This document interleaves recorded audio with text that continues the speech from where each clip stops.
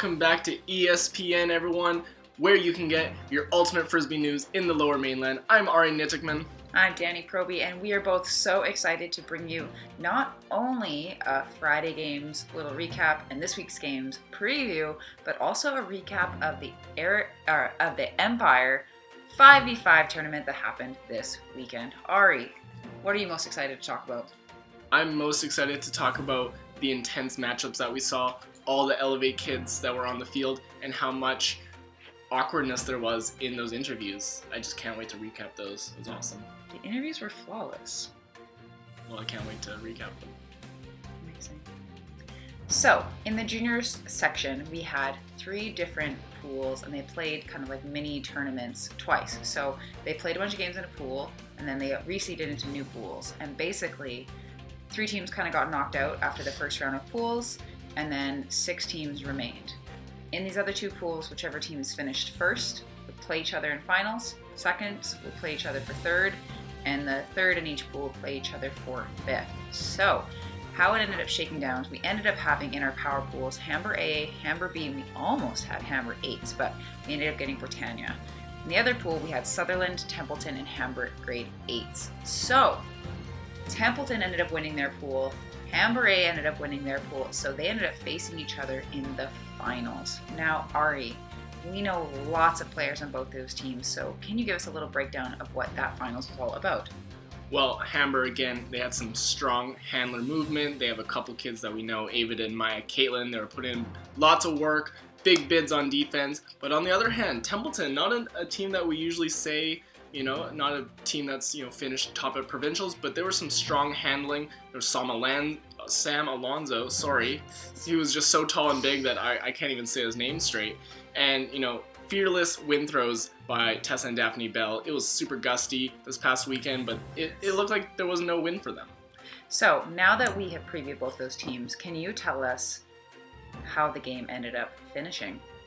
Well, it was a close battle. Hamber A was up quite a bit near the beginning of the game, but Templeton came back strong. They made it a really close game. Hamber A ended up winning. Of course, it's the Empire. It's the evil Empire, as they should. And it was at Empire. At Empire Field. There was a home court advantage, but both teams put in great work. Congratulations to Hamber A coming out on top. Amazing. Amazing. All right, so in the senior division, we had a little bit more of a traditional bracket. So coming out of the bracket, or the pool play rather, we ended up having a Quantland Park versus Van Tech quarter. We had a Sutherland versus STM-B, which is actually more like STM grade 11s. Then we had a Templeton versus Hamber B. Then we had Delta versus STM grade 12s. Okay, so in those matchups, we had KP overtaking Van Tech. We had Sutherland overtaking STM grade 11s. We had Templeton overtaking Hamber B, and we had STM grade 11s overcoming the Delta squad. So, in our semifinal matchup, we had Quantland Park versus STM. It was a close game. Their STM teams kind of had a bit of a rough tournament. They had some pretty serious injuries kind of happen along the way. And for them to be able to kind of battle back and have a team make it into the semis, it was just like very, very incredible. Ari, do you want to tell us how that game went? Yeah, it was a tight matchup. Again, it was super windy. Scores were a little bit lower, but STM comes out on top 9-8. What a close game. Congratulations to both teams. The STM got to the finals. Now on the other side of the bracket, we had Sutherland, a perennial powerhouse, versus Templeton. Again, wow, there's starting to be a little dynasty here with the Titan squad over at Templeton, both junior and senior. Sutherland ended up prevailing 12-8, powered by, again, Georgia Smith, Ruben Hari, Aiden McKibben. So they've got some firepower. And so, Danny, tell us about the finals between Sutherland and STM. What a matchup this was. It was really just a showcase of strong wind throwing. It was so gusty, as we said. It's a little bit of a wind tunnel down there at Empire Fields, and you couldn't tell from looking at the plays on these fields. There were big bids, crisp, clean plays. It was just an amazing display of 5-on-5 Ultimate. Crisp plays, huge bids. It was just a display of pure athleticism and intelligence on the field. So, your Sutherland Sabres were able to overtake STM in the finals. Congratulations to Sutherland on the big win. They're actually on the Sunshine Coast playing a tournament as we speak. So they were able to rally it, have one day off in between, and then they're up playing more games on the Sunshine Coast. So, Ari, were you surprised by this win by Sutherland? No, I think they're well coached. They got Blake and Graham coaching them, and Drew Hudson I think is helping them out too. Some great players back in the day helping out that squad. But again, STM is well coached too. They've had a bit of a dynasty throughout the years. So great finals. Congrats to Sutherland, and congrats of course to Eric Hamber in the junior division. All right, now we are into our regular season. We're going to do a little bit of a recap as well as a preview district by district. So Ari, we both coach in the Fraser North District. Can you give me a little bit of rundown on a couple of the games that we would like to highlight? Sure, well let's start Friday. There was a doubleheader at Heritage Woods where Heritage A and B were playing both Mosscrop and New West. Both games, Heritage came out on top. It was a tough game. Mosscrop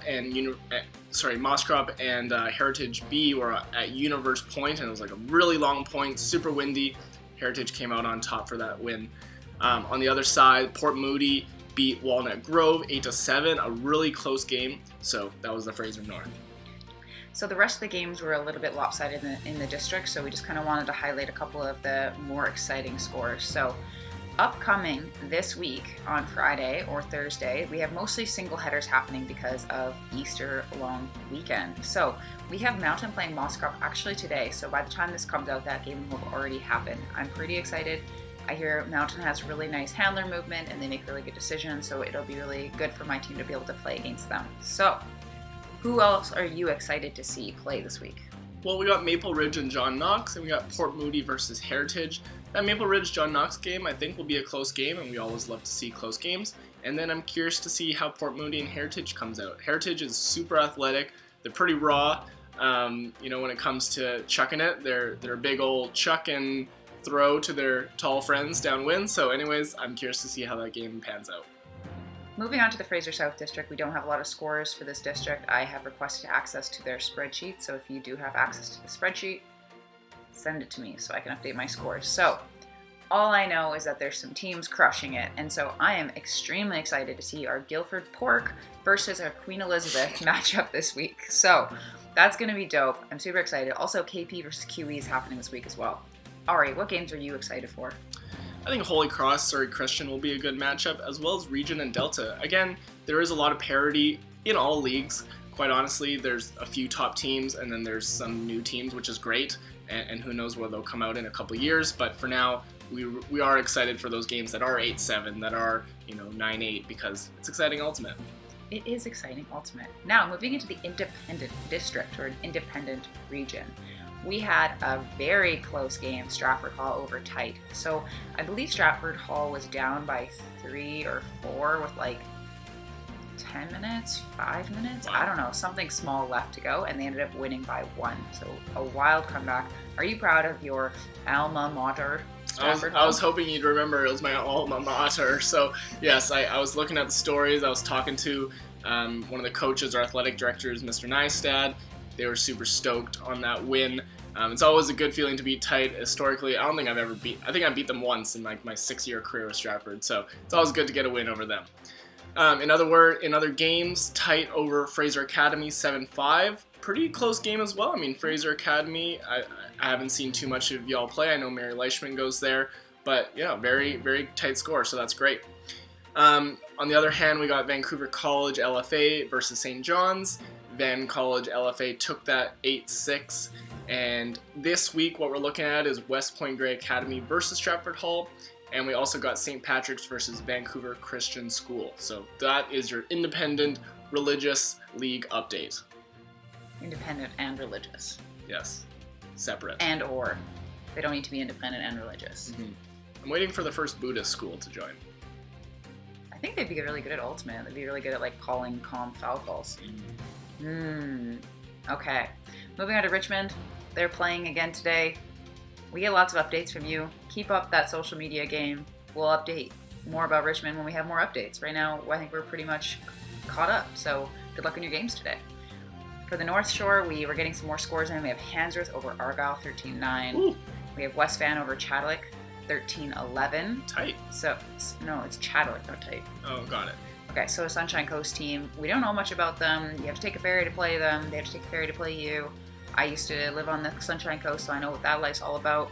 Then we had Sentinel over Rockridge. So this is Rockridge's debut. Sentinel beat them 9-7, which is a really close score. So good job, Rockridge. Nice to see you enter into the stage. In terms of what we've got on Wednesday, we have Sutherland versus Handsworth. I believe that's a rematch, which so that should be a good game. Windsor versus Argyle, and West Van versus Elfie. Can you tell us anything about Elfie, Danny? Well, that is my alma mater. Oh. And Lizzie Manny goes to that school, and it's just dope. Like, they're going to be great. They play like such a fun style of Ultimate because they kind of play a little bit more grassroots Ultimate, and it's just a wild time. They're so spirited. They run such fun plays. So hopefully that matchup is really fun for everybody. Now, there's also a little tournament happening on the Sunshine Coast today, as we kind of mentioned that Sutherland's there. It's called the Skookum Huck Tournament. So if you don't know, there's like Skookumchuck Rapids on the Sunshine Coast, so the Skookum Huck Tournament. Brilliant. Such a great name. So I look forward to updating everybody on how that tournament goes. All right. Vancouver Tier 1. Let's take it over Vancouver. There were some close games, which we love, and thank you for everyone that is sending in your scores. It is great. Keep tagging us on the Instagram. Point Greyhounds, they had a tough week last week, but they bounced back with a close 9-8 victory over David Thompson. Well done, Hounds, and good job, Trojans, as well. And then we had John Oliver playing Churchill, and JO won 8-6. Now, tell us about Tier 2 here, Danny. First of all, I want to shout out DT and JO. Those are both really great scores. Like, we know a lot more about PG and Churchill, so I'm excited to learn more about these teams as the weeks come on. And yeah, it's just good stuff. So Tier 2, we have Gladstone overtaking Windermere 13-3. We have Van Tech over Killarney 8-6, close score. We know quite a bit of players on both teams. We have PW overtaking Kits 9-2. We have University Hill with a commanding 15-5 lead over King George. And we had Lord Bing 11 versus PG B Team 1. So, what are the two matchups you're most excited for this week? Well, we got some games happening tomorrow. Maybe go out and watch if you're interested. We got Sir Charles Tupper versus Gladstone, and we have Britannia versus Windermere. So some good matchups all around going into the Easter holiday. Make sure to get your chucks in. It's starting to get windy out there. I don't know. It's been windy really this last week. Really windy. It's good time to practice your chucks. And on that note, we will see you later, and we hope that all your games this week are Elevated.